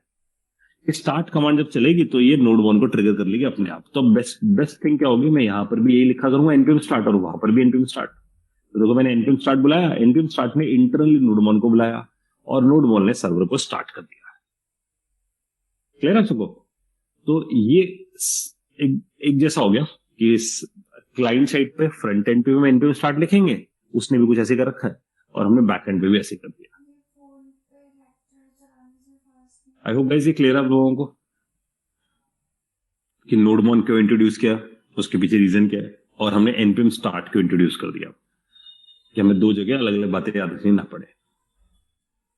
अब सवाल ये उठता है कि हाँ जी बोलिए सर, आपने app.js फ्रंट एंड में भी बनाया था और बैक एंड में भी, sir what is the reason behind this? देखो दोनों तरफ एप्लीकेशन तो बन रही है, एक क्लाइंट साइड की एप्लीकेशन है, एक सर्वर साइड की एप्लीकेशन है।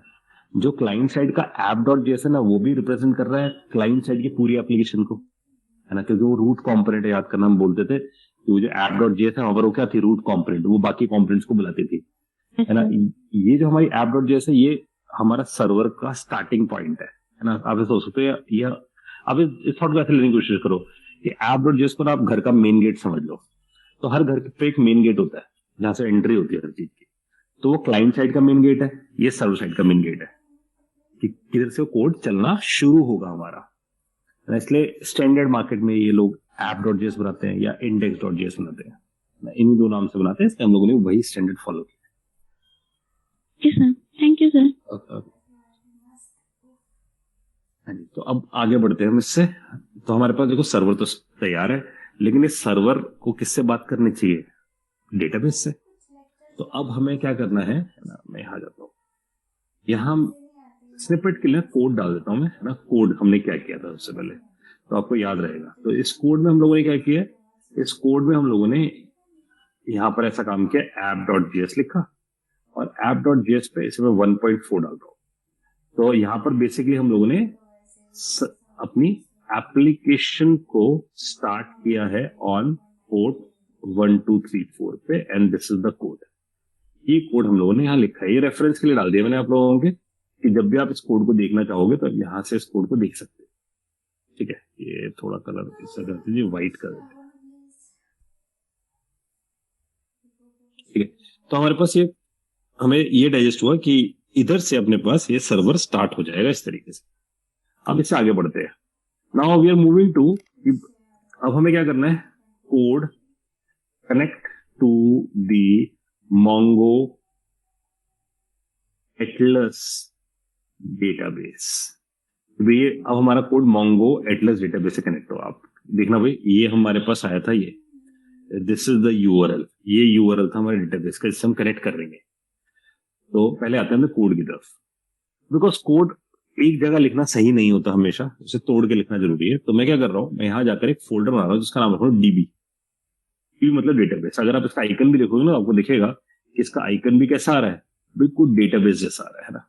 तो मैंने डीबी नाम का एक फोल्डर यहाँ पर क्रिएट कर दिया, and in this dB folder I create a file called connection.js। इस फाइल को मैंने बोलना शुरू किया ना, कुछ और एक्सटेंशन आ गई, .js है ना, connection.js। हम यहां बोलते हैं दिस फाइल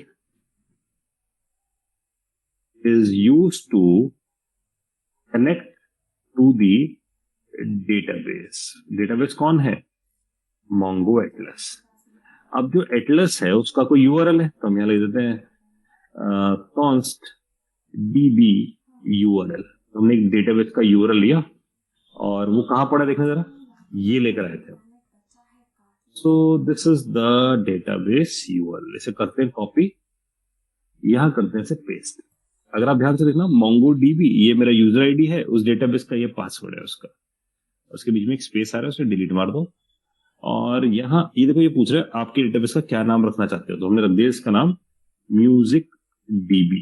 तो MusicDB is become a name, cluster का नाम भी यही है और डेटाबेस का नाम भी यही है, राइट। तो ये हमने स्पेसिफाई कर दिया यहाँ से DB URL। अब ठीक है, हमारे पास डेटाबेस यूआरएल है, लेकिन ये बात कैसे करेगा। अगर Mongo से बात करना है, Mongo डेटाबेस से बात करना है एक्सप्रेस को, तो हमें उसके लिए भी npm पे जाना पड़ेगा। ध्यान देना, npm पे जाना पड़ेगा। npm पे एक पैकेज मिलेगा जो कहेगा कि मैं Mongo से बात कर सकता हूं, उसका नाम है Mongoose। कहता है आप Mongoose को यूज कर सकते हो जो MongoDB से बात करा सकता है आपकी। तो मैं कहा ठीक है, हम इसे यूज कर लेते हैं। तो MongoDB से बात कराने के लिए हमें मिला Mongoose, और इसने भी क्या बोला, npm इंस्टॉल करो किसको, Mongoose को। तो जब भी इंस्टॉलेशन करनी है, पहले सर्वर को बंद करना है, तो Ctrl+C, और यहां जाकर आई स्पेसिफाई npm इंस्टॉल Mongoose, बस इतना कर दो और आपके पास क्या इंस्टॉल हो जाएगा, Mongoose इंस्टॉल हो जाएगा इसके थ्रू। ये Mongoose इंस्टॉल हो गया हमारे पास मशीन पे। अब जब Mongoose इंस्टॉल हो जाता है हमारे पास यहाँ से, तो अब हमें क्या करना चाहिए, हमें लिखना चाहिए const Mongoose require Mongoose। ये बिल्कुल वैसे जैसे हमने एक्सप्रेस को रिक्वायर किया था अभी थोड़ी देर पहले। तो मैंने Mongoose को रिक्वायर किया और बोला Mongoose.connect, ये फंक्शन है उसके पास, और इस फंक्शन में मैंने पास कर दिया यूआरएल। तो इसका मतलब अब ये जाकर एटलस से कनेक्ट हो जाएगा, और कनेक्ट होगा तो इसके साथ मैंने लिख दिया, अगर कनेक्ट हो गया तो ठीक है, नहीं हुआ तो हो सकता है एरर आ जाए।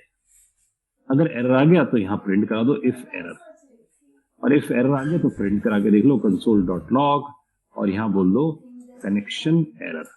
इसका मतलब क्या हुआ है, डेटाबेस से कनेक्शन करते वक्त आपके पास क्या आ गया है, एरर आ गया, and this is the error. Else अगर ऐसा नहीं हुआ है तो console.log, और आप यहां स्पेसिफाई कर दो कनेक्शन क्रिएटेड।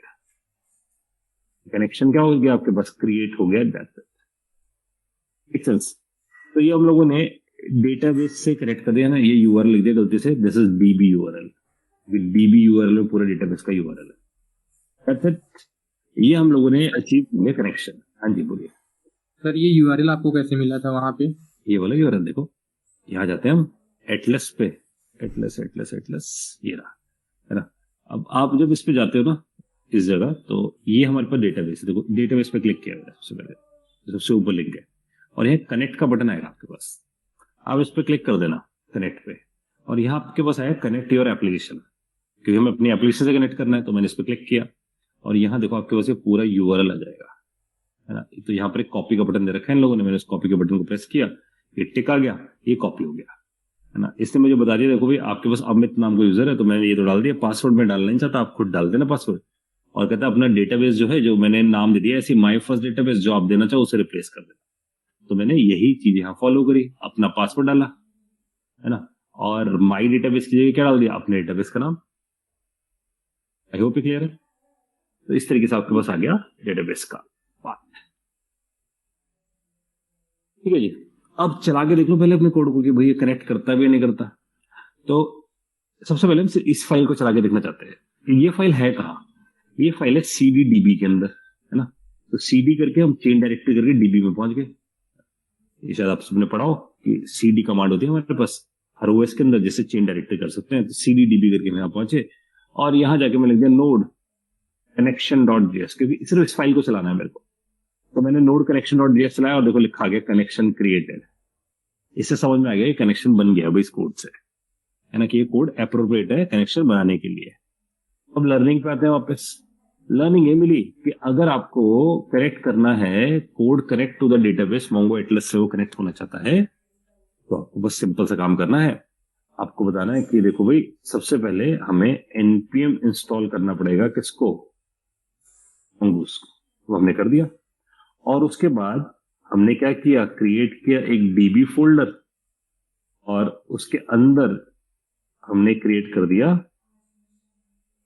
connection.js और उसके अंदर ये कोड लिख दिया। इसलिए मैं आपके सामने वाला कोड पेस्ट कर रहा हूं ताकि आपको याद रहे कि ये कोड हम लोगों ने लिखा था इसे अचीव करने के लिए। तो इसको करते हैं, तो ये हम लोगों ने परफॉर्म किया। ठीक है, ये हमारे पास आ गया। एक काम करते हैं, इसको भी अगर मैं, ठीक है, पढ़ाई करो तो बड़े अजीब से आ रहे हैं, कुछ और कलर चूज करके लिख लेते हैं। लाइट डार्क का चक्कर है इसमें, तो मैं काम करता है पहले कर देता हूं इसे व्हाइट और फिर कर देता हूं इसे ब्लैक, क्योंकि मिक्स कलर है बहुत सारे। ठीक है, तो ये ऐसा आ गया हमारे पास। ठीक है, तो हमारे पास एक कनेक्शन क्रिएट हो गया हमारे पास, बढ़िया। अब इस कनेक्शन क्रिएट होने के बाद हमें इसमें डेटा स्टोर करना है। देखो कोई डाउट है गाइस किसी का इसमें अभी तक? कनेक्शन क्रिएट करने में देखो दो चीजें कर ली हम लोगों ने अभी तक अचीव। app.js से हमने सर्वर अपना स्टार्ट करके छोड़ दिया, सर्वर बन गया अपने पास, स्टार्ट हो गया, और यहां से हमने डेटाबेस से कनेक्ट करने का कोड भी लिख दिया। अब भी हमें सोचना होगा कि इस जगह हमें डेटाबेस में डेटा डालकर भी तो आना पड़ेगा। अगर डेटाबेस में डेटा डालकर आना है तो किसी स्ट्रक्चर फॉर्म में होगा, उसकी कोई स्ट्रक्चरिंग होगी डेटाबेस में डालने की। तो मैं आपको ना कुछ चीजें रिकमेंड करूंगा जिससे आप साइड बाय साइड देख सकते हो चीजें। तो अगर मैं ब्रेन मेंटर्स के ऑफिशियल वेबसाइट पे जाऊं तो यहाँ पर ना मेरे पास ब्लॉग्स हैं लिखे हैं मेरे। तो अगर आप ब्लॉग्स में जाओगे देखो यहाँ MongoDB मिलेगा आपको ब्लॉग्स में। तो आपको यहाँ MongoDB मिला और MongoDB द इनसाइड नाम से आपको मिलेगा। इसमें ना मैंने पूरा कंपैरिजन बता रखा है कि मोंगो कैसे काम करता है, मोंगो कैसे बना, है ना, मोंगो के अंदर डेटा कैसे स्टोर होता है, मेमोरी में जाके कैसे स्टोर होता है ना, मोंगो की कमांड्स, मोंगो के इंटरनल डेटा। तो मोंगो के बारे में आपको ना बहुत कुछ मिल जाएगा, मोंगो की कमांड सब समझ में आ जाएगी। ये मैं लिंक आप लोगों को शेयर कर देता हूँ, है ना, जिससे आप पढ़ सकते हो और देख सकते हो कि मोंगो कैसे काम करता है। अब आए तो देखो वापस, तो हम मोंगो को अब यूज कर रहे हैं किसके थ्रू, मंगूस के थ्रू। इसलिए हम लोगों ने मंगूस को इंस्टॉल कर लिया। लेकिन अब हमारे पास जो नीड आती है इसके बाद, विच इज कि अब मुझे बेसिकली करना है कि मुझे डेटा स्टोर करना है इन मोंगो एटलस। तो मोंगो एटलस में स्टोर करना है। अगर मेरे को डेटा मोंगो एटलस में स्टोर करना है तो मेरी सबसे पहली रिक्वायरमेंट पता क्या है? मेरी रिक्वायरमेंट है identify the structure of the data to store in the database। तो डेटाबेस में अगर आपको डेटा डालना है तो पहले उसका स्ट्रक्चर आइडेंटिफाई कर लो कि कैसा स्ट्रक्चर होगा आपका डेटा का, है ना, क्या डालोगे आप उसके अंदर। तो हमने आइडेंटिफाई करते हैं उससे पहले। तो बिकॉज जितना भी डेटा स्टोर होगा, data store in Mongo in form of Jason. Data किस फॉर्म में जाएगा? जेसन। और जेसन का मतलब आप जानते हो कैसा, की एंड वैल्यू का पेयर, है ना, इस फॉर्म में। तो हमने डिसाइड किया कि हम इसके अंदर एक तो स्टोर करेंगे आर्टिस्ट का नेम। हमने एग्जांपल लिया सोनू निगम एग्जांपल के लिए। फिर हमने डिसाइड किया ट्रैक नेम, तो ट्रैक नेम चला जाएगा अपने पास। तो यहां हम लोगों ने ट्रैक नेम स्पेसिफाई कर दिया, तो हमने डाल दिया कल हो ना हो, ये ट्रैक नेम आ गया। उसके साथ फिर उससे मेरे से पूछेगा ऑफ कोर्स सोनू निगम की इमेज, तो इमेज भी डाल कर आएंगे, देखेंगे कहां से आएगी इमेज, और साथ में क्या करना होगा, ऑडियो, यानी उसी कोई MP3 फाइल। तो ये इस फॉर्म का हमारा स्ट्रक्चर जाएगा, ध्यान देना ये स्ट्रक्चर है हमारा। इसको हम कॉपी कर लेते हैं, कॉपी करके कोड में जाते हैं और एक फाइल बनानी होगी जहां पर हम ये डिसाइड करें कि हमारा डेटा इस स्ट्रक्चर की फॉर्म में स्टोर होगा। तो ऐसे इस चीज को पता क्या बोलते हैं हम लोग, टेक्निकली से बोलते हैं स्कीमा। स्ट्रक्चर का ही नाम क्या है, स्कीमा। तो इसलिए मैं यहां लिख रहा हूं identify the structure of the data, और इस स्ट्रक्चर ऑफ द डेटा का ही नाम क्या है, स्कीमा, है ना। तो इस पूरा स्ट्रक्चर ऑफ द डेटा को हम यहां से बोल रहे हैं कि this is actually become a word called schema, कि हमारे पास इसी को हम बोलेंगे स्कीमा, कि हमें एक स्कीमा क्रिएट करके आना होगा, राइट। और हमें समझ में आया कि आर्टिस्ट नेम, ट्रैक नेम, ये सारी चीजें अपने पास होंगी, इमेज, ऑडियो, सब चीजें अपने पास ये प्रिजर्व करके रखेगा। अब क्या किया जाए, यहां से from here we are here, यहां से जाकर मैंने डीबी में जाकर न्यू फाइल करके यहां पर एक फाइल क्रिएट करी। इस फाइल पे आई स्पेसिफाई कि मुझे यहां पर अपना स्कीमा बताना होगा जो डेटा स्टोर करेगा। क्या, किस चीज का डेटा स्टोर करेगा, तो मैं बोलूंगा सॉन्ग स्कीमा .js, क्योंकि सॉन्ग का डेटा रखेगा। और डेटा क्या था ये भी याद रखो, डेटा हम लोगों ने डिसाइड किया था ऐसा आएगा, इस फॉर्मेट में आएगा, है ना। तो हमें ये ध्यान रखना है ऐसा स्ट्रक्चर चाहिए। सो this is the structure of schema. अब स्ट्रक्चर ऑफ द स्कीमा जो हमें दिखा कि ऐसा होना चाहिए, तो मैं यहां जाके स्पेसिफाई करता हूं, ध्यान देना आप लोग, कि मुझे अब स्कीमा बनाना है। स्कीमा बनाने के लिए मुझे चाहिए मोंगो ही स्कीमा बनाएगा, है ना, क्योंकि मोंगो में बनेगा। तो मुझे यहां लिखना पड़ेगा module dot exports equals to Mongo. जैसे हम लिखते थे ना पहले एक्सपोर्ट्स, तो अब यहां पर नोड में क्या लिखना पड़ता है, मॉड्यूल डॉट एक्सपोर्ट्स, कि हमने यहां से एक्सपोर्ट कर दिया किसको, मोंगूस को। एक्सपोर्ट किया तो यहां पर इंपोर्ट कर लो। इंपोर्ट करने के लिए वर्ड रिक्वायर, तो हमने यहां लिखा कॉन्स्ट मोंगूस रिक्वायर, और रिक्वायर करके कहां से मिलेगा, कनेक्शन में से। ध्यान देना, कनेक्शन में मैंने किया से एक्सपोर्ट, तो दूसरी जगह क्या कर लिया, इंपोर्ट, और इंपोर्ट करने के लिए यहां पर क्या वर्ड है, रिक्वायर। तो ये मिल गया मेरे को मोंगूस, यानी कि उसका कनेक्शन। अगर उसका कनेक्शन मिल गया तो मैं यहां से डिमांड कर सकता हूं मोंगूस डॉट स्कीमा। तो इसके थ्रू में क्या बना सकता हूं, स्कीमा। तो मैंने लिख दिया कॉन्स्ट स्कीमा, कि मेरे पास आ गया स्कीमा। अगर मैं यहां से, तो इसका मतलब स्कीमा के through can create a schema, यहां से मैं स्कीमा बनाकर आ सकता हूं। तो स्कीमा बनाना है वो ऐसे बनाना, देखो कॉन्स्ट किसका स्कीमा बनाना है, सॉन्ग का स्कीमा बनाना है। तो हमने डिसाइड किया कि सॉन्ग का स्कीमा बनाना है, नया स्कीमा बनाना है, तो न्यू कीवर्ड लिखा, न्यू स्कीमा। और स्कीमा के अंदर मैंने डिसाइड किया क्या क्या रखना है स्कीमा के अंदर, डिसाइड करो, आर्टिस्ट का नाम, तो आर्टिस्ट का नाम रखेंगे, और आर्टिस्ट का नाम जो होगा वो किस टाइप का होगा, तो क्या बताएंगे, स्कीमा टाइप्स डॉट स्ट्रिंग, है ना, स्कीमा टाइप डॉट स्ट्रिंग। इसका मतलब हमें समझ में आया कि जो आर्टिस्ट का नाम आएगा सोनू निगम, वो एक स्ट्रिंग है। फिर हमने डिसाइड किया कि इसके अंदर क्या आएगा साथ में, ट्रैक नेम। तो ट्रैक नेम भी क्या होगा, स्कीमा टाइप्स डॉट स्ट्रिंग, क्योंकि वो भी इंग्लिश में है। फिर उसके बाद क्या चाहिए मुझे, इमेज। मैं इमेज दिखाऊंगा, एक फोटो दिखाऊंगा यहाँ पर। तो इमेज भी क्या होगी, आप समझना, इमेज का यूआरएल होगा, तो यूआरएल भी क्या होगा, स्ट्रिंग। तो ये भी हमारे पास दिखता है, this is again a string.